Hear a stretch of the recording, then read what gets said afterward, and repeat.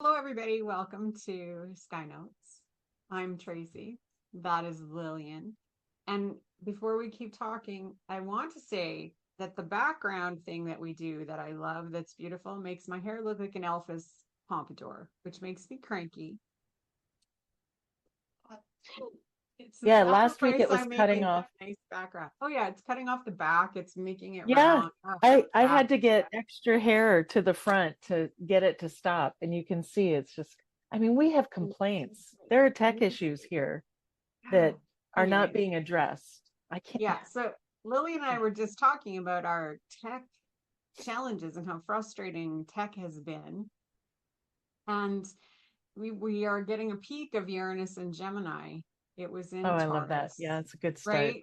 Yeah. Yeah, and you're talking. I'm like, we need to talk about this because Yeah. technology with Uranus changing signs, Yeah.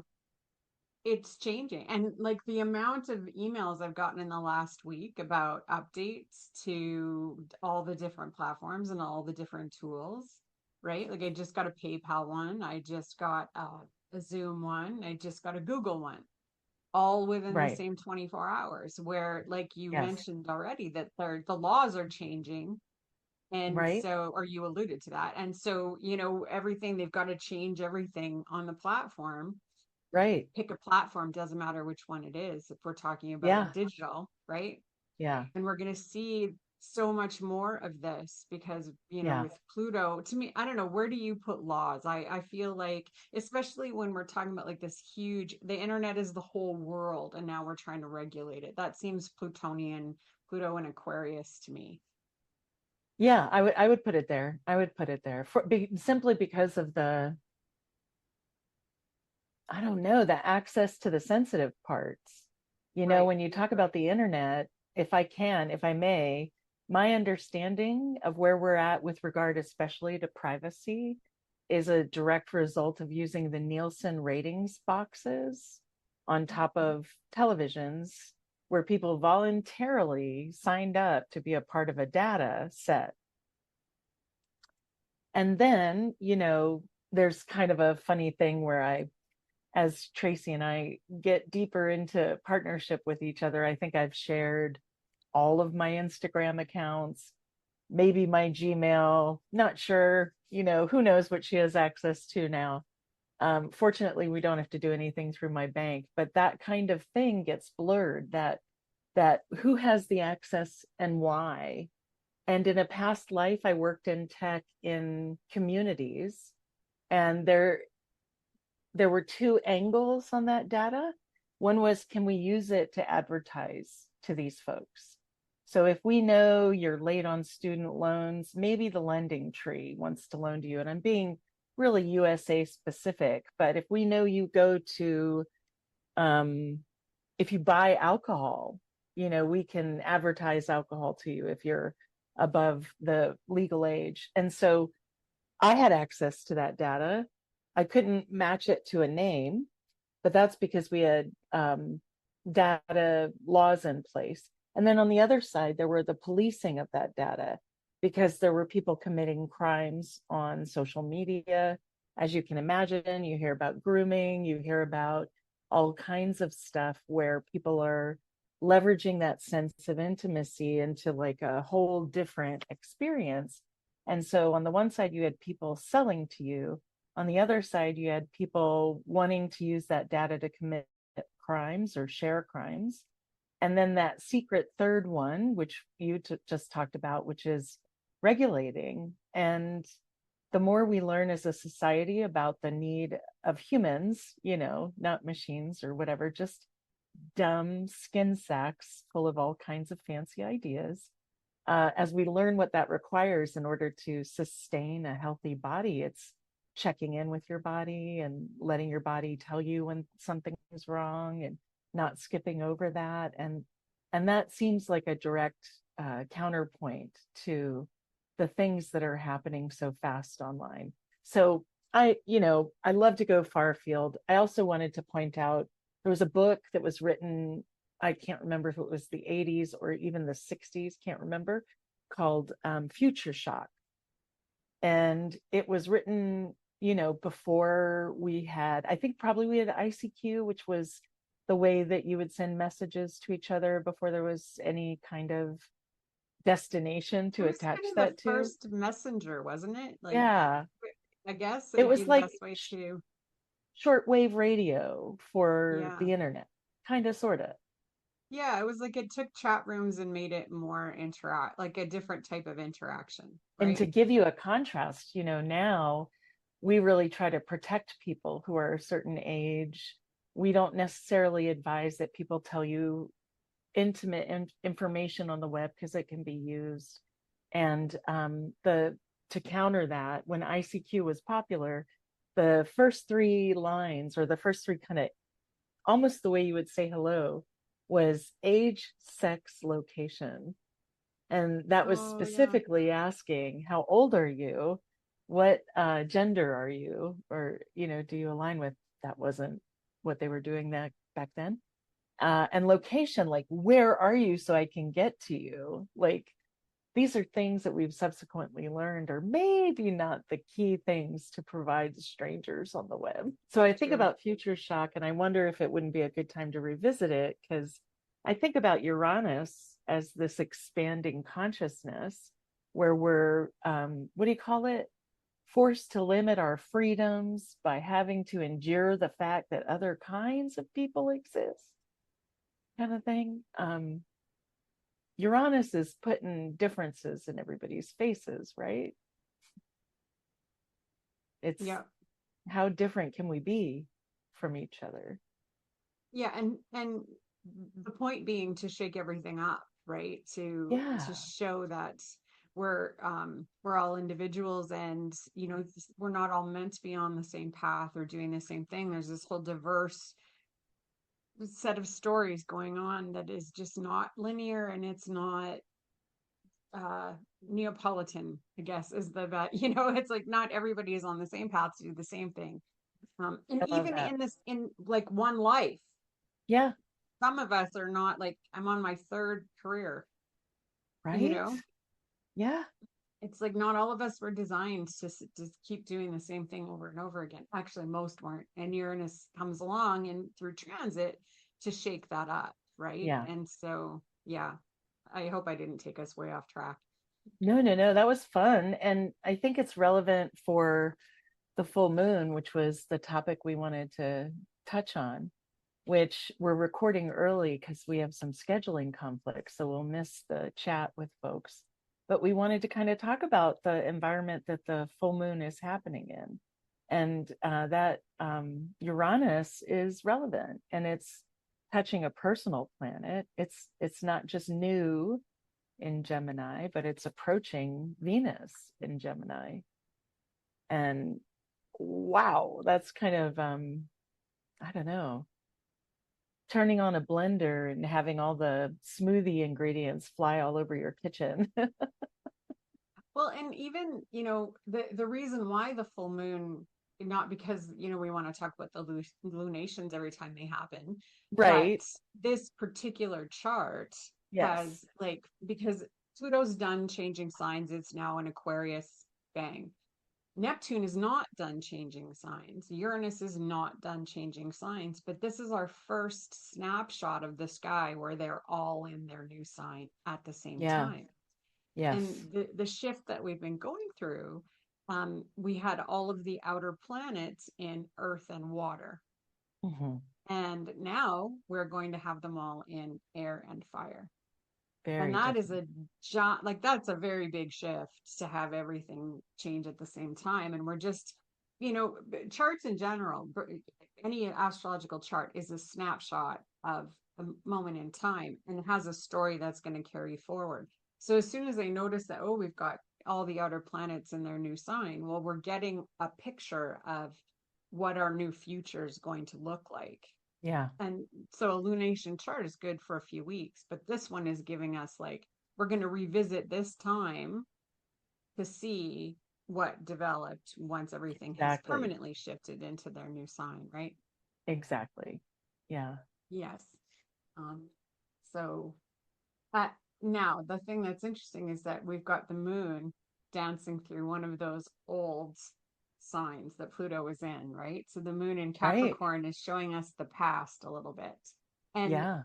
as a full moon, it's illuminating some of the things that we need to get past. Right. That's how I would say see it anyways. What do you Yeah, think? I would strip it to its parts and say it's an engine that can clarify where things will be effective, and you'll feel that. That's my experience is if I get impatient, I'll think there's a system that can be here. And I think of that as a Capricornian piece. And I also think about the if I can divert for a second and talk about Cancer and nourishing. And so the sun's in Cancer, it's gorgeous. There are baby birds everywhere. And I think it's Terry Pratchett said there are some creatures born to fall out of nests and get eaten by snakes, or there are some things about nourishing that include the darker parts of loss. And I think in particular, when you pair Cancer with Capricorn, you see where the loss is, you feel where the loss is. And so I love that nourishing sense. And because it's the moon making the refinement, it's clarifying something that's either wonky and shouldn't be there and should be like tossed in the round file cabinet or burned, or something that you've lost that you can say goodbye to because it wasn't part of whichever current life this is, and do your nourishment after that and repair and heal. But there's something interesting about that, right? Because it's not just the the feminine qualities. It's the feminine qualities that are quite realistic, practical, can handle Hmm. anything. Mm-hmm. I was just watching Frank Clifford was talking about Uranus in Gemini. Yeah, And so I'm only about 20 minutes in, but he first mentioned some of his takes on the Pluto and Capricorn and how he was seeing everywhere that astrologers were saying the breaking down of governments and of structures, old structures, this and that. And he had said that he saw, this much more traditional ideology come forward, and we would see yeah, more of that, which is true. But when I think about, Pluto's job is to go in and dredge up all the crap, yeah, and to me that's the traditional that we're seeing, is all that underlying sludge of racism and capitalism and patriarchy, and yeah, that all came up to the surface for us to deal with. yeah. Just a And lack of like focus on community, right? Like exclusion. I've been listening to this song on repeat by Jack White, the oh, I'm not going to get it right, Archbishop Harold something. And he talks about Joshua tearing down the walls, right? And it doesn't matter if they're big walls, doesn't matter if they're small walls, he's going to destroy the institutions. And there's a history of that, right? Where that destruction is about it's time. It's time for the system. It's failing. And it's time for new systems to be built in its place. And that's the part where we don't get to see, how the systems impact each other. So I would second that sense of tradition. I'm laughing because I think about that mafia thing, the mafia idea that Sam put forward, because I often see kind of a confluence between, isn't that silly, between organized crime and families? Why would I say that? I think in the mafia, it's like a sense of obligation that's heightened because there's so much at risk. But I think that's almost a failure of imagination. I read all the time about how people, oh, get insulted and want to cancel a wedding, or, they have these snap discoveries that change their perspective, give them a different hindsight, right? Being 2020. And I feel like Uranus brings that to the table. And because there's that Gemini coming along with the Pluto in Aquarius, it it is not the standard traditional, it's not a guarantee that traditional ideas will win the day. Um, because there's a lot going on, especially right now, if we're looking at it as a snapshot, its proximity to Venus is saying, what will we be satisfied by? What will we find joy in? What will we share with each other that is nourishing, not nourishing, but something beautiful, something that we make that's gorgeous, that we want to bring to bear because it has quality to it. And we'll see who's doing that work, because that's how that goes. Yeah. I had a bit of a, I don't know, brain fart today thinking about, I guess because I'm feeling overwhelmed by tech, so probably that's where it came Right. from. But um, this idea that Uranus in, because when we're talking about traditional, I'm thinking that, we wouldn't automatically assume Taurus as traditional. Mm. Like not, it's just not an automatic leap. And yet, Yeah. Taurus's energy, because it wants to just keep moving in the same direction, in the It's same conservative. French. It is Yeah. conservative in the most literal Yes. definition of the word That's conservative, right. conserve, That's right. right? Yeah, 100%. And so that's how it can play out, right? Yeah. And I just had this moment of, oh God, Gemini, the amount of information that Gemini can generate. And now Uranus is going to be in there generating like even more. And I think because I saw somewhere, the new 2025 way to be on the internet is more. It's never more. It's never more. It's never more. I really feel this way. Hallelujah to the people who establish huge support lines so that they can put out a million pieces of content. A lot of people want that authenticity, and you are at capacity, and that is fine. And I love that about the internet, because I was sharing with Tracy before we hit record that I was finding, my blog from 2003, and, what I was sharing and what I was curating. And it was really fun. I could let a lot of it go, and the rest of it was the same as it is now. Sorry. I'm sharing with Wow. people. I'm trying to refine my voice. I'm trying to get to the point quicker. So yeah, I I fail to be seduced by the keep up with the tech world, because I it just doesn't allow that expression if I'm constantly at this level of a learning curve, you Right. know. And I Right. like this level of a learning curve, but also we have a different culture now. We're not just doing this. You know what I mean? Yeah. Yeah. Definitely. Well, and it's interesting because even energetically, like everything just feels like people are scrambling, like, Yeah.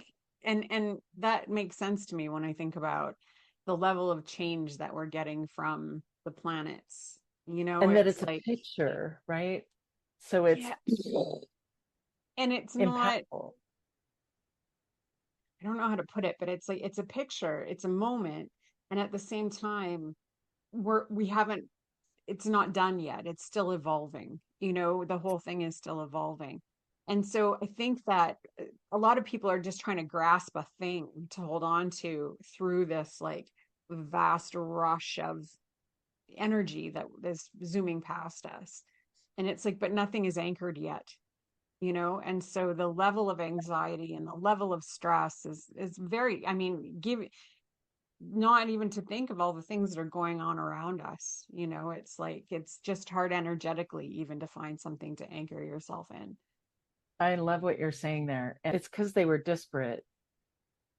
Well, let's say I'll put it this way. I've noticed in myself that if there's a rush of negative energy, I have had to train myself not to grab it out of the air like it's an arrow and stab myself with it and go, ah, oh, and just instead go, go on by me. Whoop, oh, okay, go on by me, go on by me. And in that way, I think about creating structures that are appropriate for this time. I want to say there's like a wacky hippie dude who built this whole, like almost like a handbook for conspiracy theorists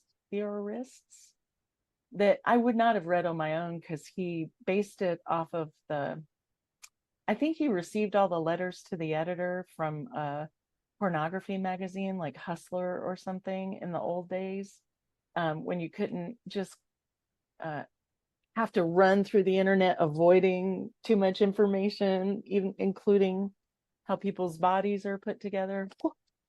Um, and he wrote this thing called the Illuminati trilogy. And my husband shared it with me, and I'll be honest, it just made me laugh. But that guy is a crackpot. He is a crackpot nut job. Anyway, I'm seeding that for something else, but I wanted to talk about what you're saying about this moment and energy. And one of the pieces of it is it's demanding. It's demanding to live inside of this energy, and draining, and creating structure is a big deal. Like even if you haven't had to before, you may have to create boundaries, because that way you're not exhausting yourself by living through another day. So that's one piece. And it's demanding in the way, in my opinion, that it's syncretic, meaning we are all adding to it. We are all the decorator crab grabbing kelp and little shells to create the future. And that those of us who are talking about the future and thinking about the future through our use of our imagination are laying the tracks that reality will follow on. And so to me, it is incredibly important to stay on the stuff that you personally love, that you love. And it's hard because some people haven't gotten to love, or they're suspicious of when one person says love because maybe they're terrible, and so they don't want anything to do with it. Or they're too easy to love and they want that love to do something it can't do. All I'm talking about is, and I've been practicing this lately, and it's kind of blowing my mind, is I try to say to myself, sometimes, like after I eat, after I brush my teeth, after I get in bed, I'll say to myself, "Oh, that was satisfying." I want to know when that happens. Like, "Oh my God, I got in the bed and fresh sheets, and the pillows are just right." I just want to make a note right here that I love this, or I'm satisfied, and then so on and so forth. And I think that that's what we're missing is people do not demand that you examine your life so that you find out what you like and don't like, and build more of the former for yourself so that you're getting it, so that the fountain that you are can arise and you can share better with other people. But boy, I wish they would. I wish they would say to people, we need you happy. And there are a lot of people who are blessed with good families and, that opportunity to evaluate. I like this, I don't like this. I like this, I don't like this. But for those of us who don't have it, or who interpreted their interest as obstructive, you might learn it at 58. You might learn it later and it's still valuable. I remember a guy who did the family constellation work. I can't remember his name, but who said he sat with somebody who was passing. And in the work that they did together, he could feel that she had never made it, out to live her life. And so he ended up coming and visiting her for 2 weeks. And over that period of time, she did it. She got that time, and any of that time is precious. I don't mean to say like, if you want it every day, all the time, but the reality is a moment of it, a second of it is precious. And then that will tell you, what you want the government to do for you, or your friends, or your beloveds, or you. So to me, that's the through line, but focus group of one. And you were talking about making, maybe people haven't felt love, or, finding things that you love and bring out, the more positive parts of life. Um, I right away went to, oh, animal videos. That's literally the thing on my moments when I'm just like, oh, I can't handle people. I'll go watch animal videos. And there was one that came around yesterday that was all of these wild animals that had all been rescued as Mhm. babies and raised by people, all different situations in all different countries. That somebody had made this Sure. compilation, but the one that had caught my attention was a lion who was being reunited with the vet, I guess, who had fostered it. And it literally like got let out of its pen in the back of the zoo and ran, wiped out because it was so Yeah. excited to see this Wow. human, jumped the thing, the partition, and you could see it trying to hold, like, knew its size, knew it had to be Yeah. gentle, and just the love was just phenomenal. And I said to my husband, we keep talking about what happens when we're not in fight or flight anymore, if we've lived Yeah. in trauma, right? And what happens is that what's happening with these wild animals. They have never had to live in fight or flight. They have only ever all their needs have been met. They've been shown affection, they've been shown love. And is this who they are without having to survive? Uh, Like, except there are two parts to it, right? for I hear sure, what you're yeah. saying, like there's the absence of the terror that comes with living on your own and being preyed upon or a thing of prey, right? Like 90% of red shoulders hawks don't make it past the first year because it's hard to be a predator. It's not easy.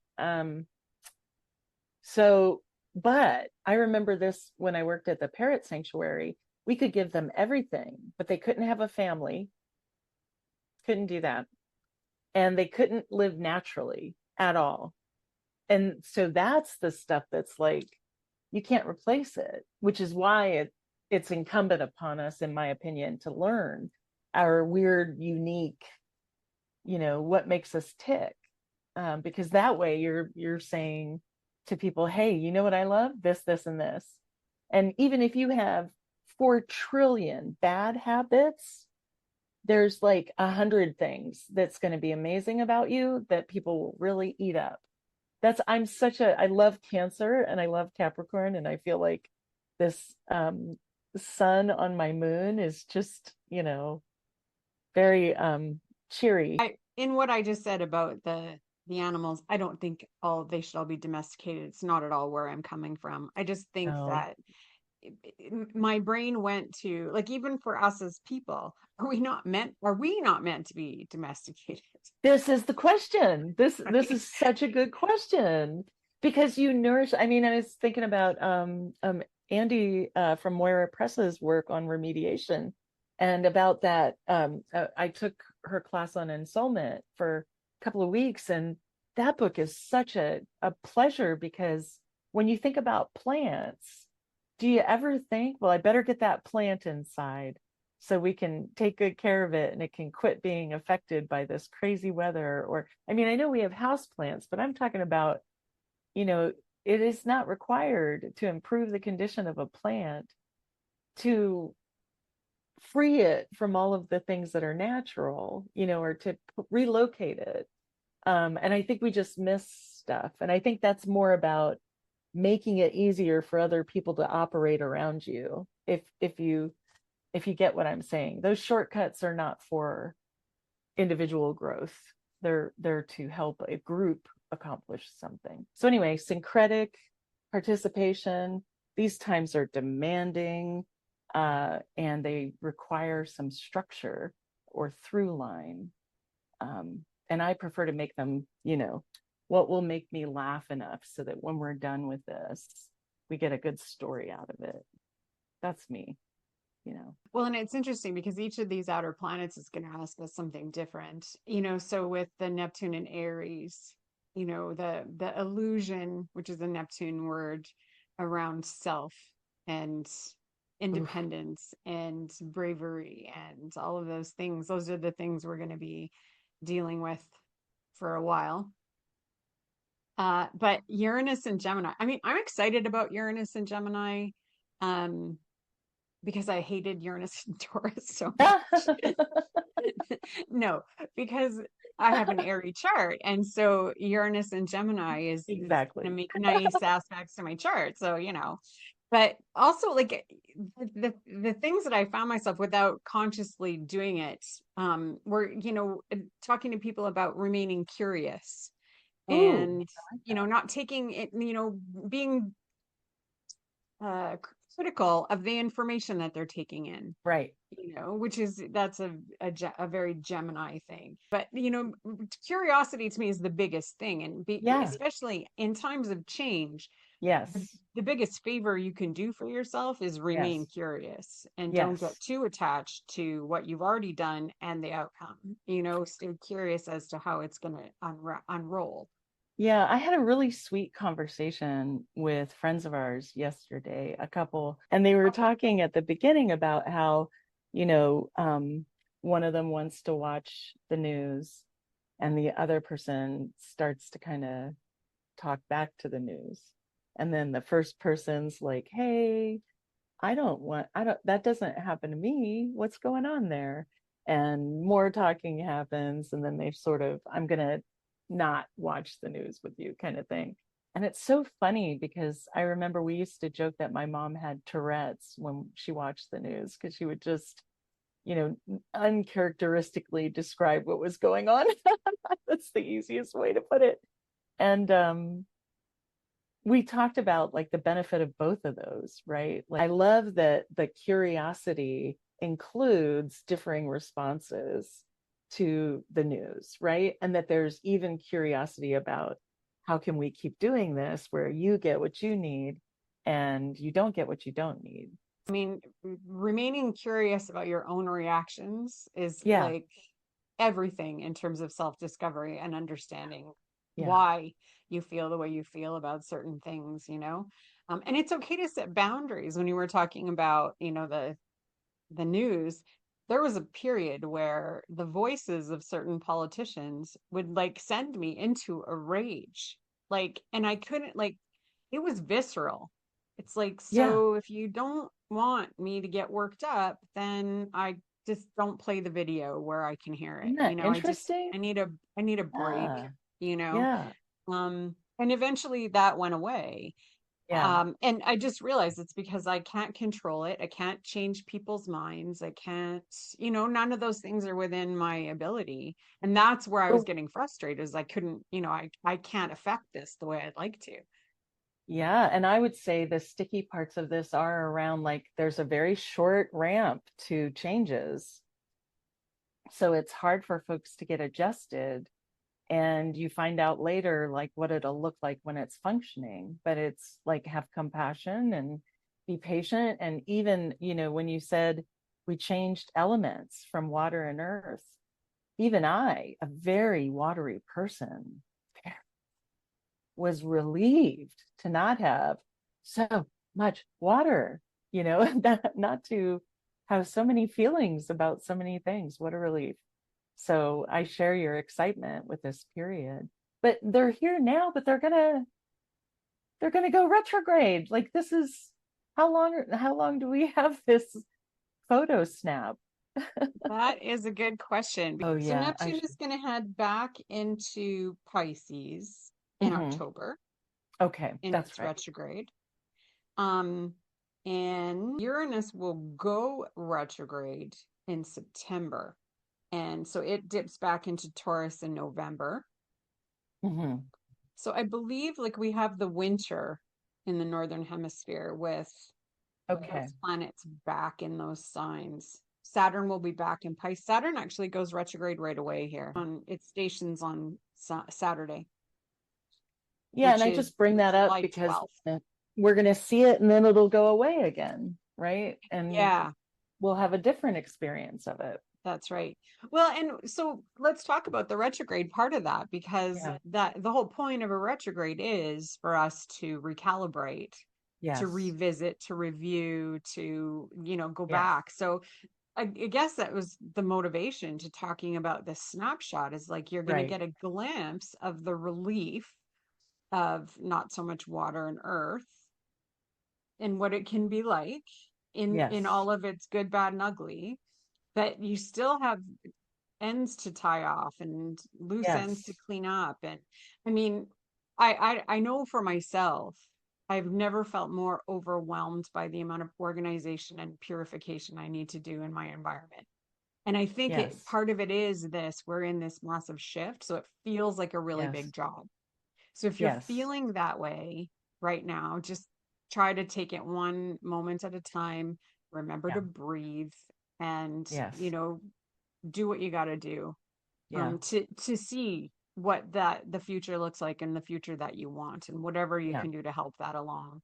Yeah. Focus on that, you know? Yeah. Yeah.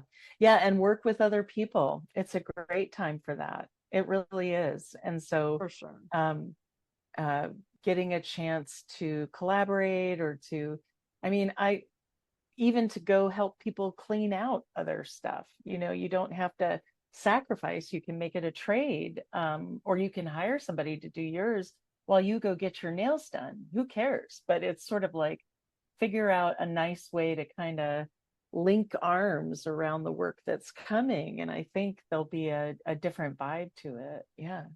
It's a lot. Yeah, I I feel like think, go ahead. I was just gonna say, I feel like people who are looking for some kind of uh, work to do or a job or business to start, and one of your skills is organization and purging, do it.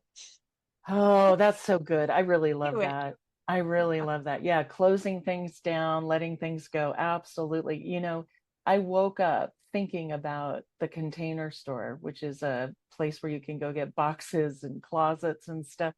And I was sort of horrified because I'm still going through things. It's the tail end, but the tail end is a long tail.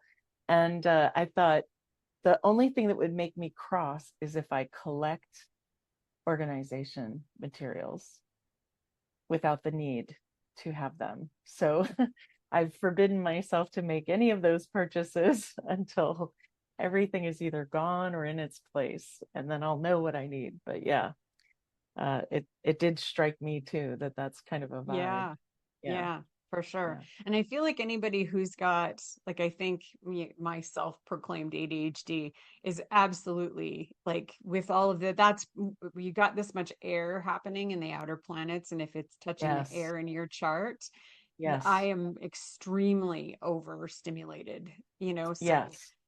if you are experiencing that, breathing and grounding are the only things that help me. Um, Mm.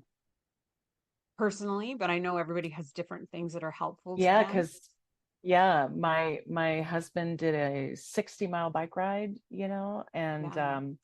I'm trying to commit to an hour of walk a day, but we're where it is hot. And to share a little bit, it is July 2025. We're flooding where I am. And currently we're not in any danger, but the Trader Joe's is underwater and I don't think they're open again. And there were people evacuated from their houses, and we are near a river. And so we got notice today that all night tonight there could be flood um, happening. And so we're just trying to keep an eye on everything. But this is the sort of, when we're talking about the disruption, it is sort of all of the things we've counted on to be reliable or the same are currently in flux. And so that'll throw you off, even if you're a super stable Mabel and you can handle anything. So even if it's not throwing you off, other people are dealing with that kind of stuff without you having that background information. So I like the idea of staying curious and not, there's no need to come to judgment at this moment. There are so many things changing. It is worth letting information accumulate without you having to say, this is this and this is this. Because I think it comes together later, if that makes any sense. It does make sense. One of the things that I started doing a couple of years ago, in just trying to perceive the world differently and my place in it, um, is to, when I get frustrated and I would want to find something to blame, or a place to put that Sure. energy, I would stop myself and instead think about a feeling of love. For me, it's always, I think about animals. It's the Yeah. fastest way to get me there. Yeah. Um, and just send that out into the world Yes. instead of sending out my negative crap. I love And that. Yeah. it's just a really fast way to disengage from the negative mind train I would go Yeah. down. Yeah. And so if that's helpful to anybody, it I love really that. helped me for sure. It gets me Yeah. out of a And spiral. yeah, I found out that my judgy parts were trying to protect some more vulnerable parts of me. And then it was sort of the equivalent of me doing this, but not like way more damaging. And that's one of the more interesting things I think about emotions is it doesn't matter what kind of emotions you have, but I do observe whether or not you're a fan of your behavior during certain experiences. Like me, for example, and I could be wrong, and I I have lovely friends who share with me when I'm wrong. And gosh, I'm all lost in how wrong I can be. Anyway, the judgy part, I don't like it. I don't like it at all. And so even if I hear it happening, like I'm fine having them. I had a injury the other day and I noticed that all the thoughts that came through that were typically neutral or nothing were negative. And I was like, I'll be by myself. I'll do some stuff that'll cheer me up. I don't want to share it with other people. So it breaks my heart, when that doesn't work. And so the judging, I would add, if it's protecting some part of you, you can thank it on your own, maybe not around the people who have, been injured by that, but you can say, thank you for protecting me. And let's talk about a better system. um, because there are a million ways to support yourself, but it does require that piece where you let yourself be authentic and you let yourself express yourself, which are Yeah. very tricky, not just our Yeah. cultures, but I look around, I'm like, what is happening here? Yeah.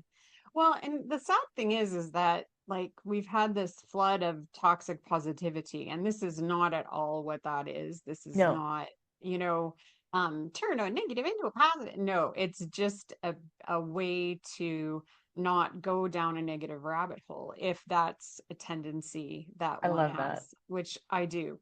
Yeah. And so yeah, it ended up being more productive. It's better for how I feel physically. Yes. Um, and so it also, my brain likes to solve problems, and I'm Yes. much better at it when I'm not having negative thought loops, Yeah. right? Yeah. Those aren't helpful. As soon as you get to a more positive place, you become more proactive and, you think Yeah. differently. So, I agree. I agree. I yeah. dig I got this book, the Dalai Lama and this other guy. I can't find it with my eyes right now, but the Dalai Lama and this other guy going, you don't ever have to be angry. So fascinating. So fascinating. And then you see all the work that they've done with the meditating and all the cool stuff. And I'm like, I have to start where I am. I may not ever get there, but I used to think I would try to not use bad names if I was judging someone or if it started to leak from my mouth. And now I'm like, oh my goodness, no, when I'm upset, it's all a facade. There's not a lick of truth in it. And the Jupiter comes into play because the Jupiter will say, I know, let's say it's because of this. And that's the part where I get, hooked lately is like, it's this. It's not this, it's this. And I'm like, come on, Jupiter, let's go. I appreciate you love me. That's not accurate.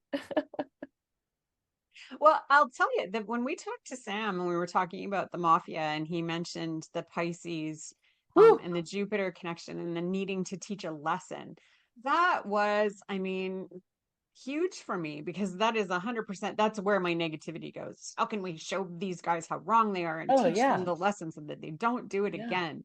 Like, Yeah. and with Pisces rising, it's like, and Whoops. Jupiter rule, it rules my Whoops. chart. It's where I go. It's Whoops. how, yeah. Anyways, yeah. So we covered the two, the Venus with the Uranus, just that whole sense of traveling into my eighth house. That's all I'm trying to say. So I expect a lot of weird stuff coming up out of nowhere and me having to go, oh, is that just another part of me then? Okay, here I am. Or one of the qualities of Uranus I really wanted to touch on is it arrives, but then it can depart. It's not Saturn. It's not setting up shop. It's not moving to your neighborhood. It's showing you a thing and then it's moving along. That's been my experience of it. Well, what's really interesting to me is that when Uranus was in Taurus, one of the things that we have seen a lot, especially with health things, all of this focus on the vagus nerve and all Mm-hmm. of this focus on, finally sort of starting to understand the fascia as Yeah, a communication system and things like that. And so it's almost like we got the preview of the physicalness of it I with love that. Uranus and Taurus. And now Yeah, I'm excited to see with both Pluto and Aquarius and being an air sign and Uranus and Gemini, and they're going to dance in a positive aspect. They're going to be trying each other for a long yeah, time, right? yeah. The kinds of discoveries that we can have about health and Mm-hmm. our own electrical systems and how Yeah, that connects out, and like ideas around distance healing and how the field doesn't have borders, or right. and I also feel like Saturn through Pisces, because it's screwed with time, Mm-hmm. it set the ground for our being able to flow with how things aren't linear and things I aren't love boundary, that. so Yeah, I mean, there's, because of the acutonics and the sound healing part of yeah, it, right? And yeah, I'm really excited to see what we discover in these yeah. next coming years. The potential, always the potential is phenomenal.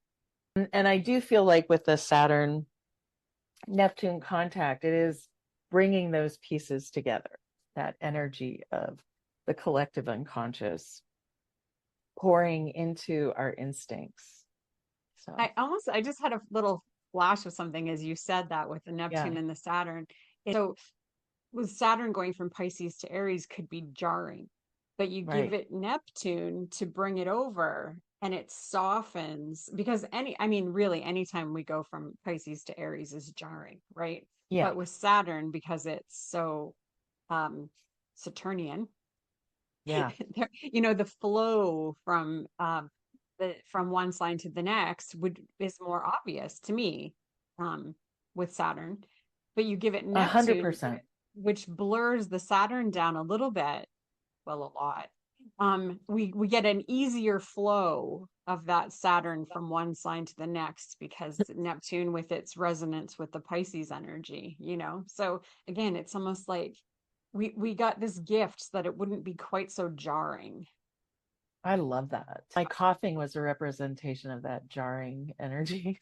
Yeah, no, I love that. I love that idea. This is so much gentler than, we're talking about a lunation. So we're talking about the full moon, we're talking about the harvest, we're talking about, you know, my husband and I, to bring it more personal, we're talking last night about how much there is to organize and how many obligations are just sort of laying themselves out there for us, whether we choose them or don't choose them.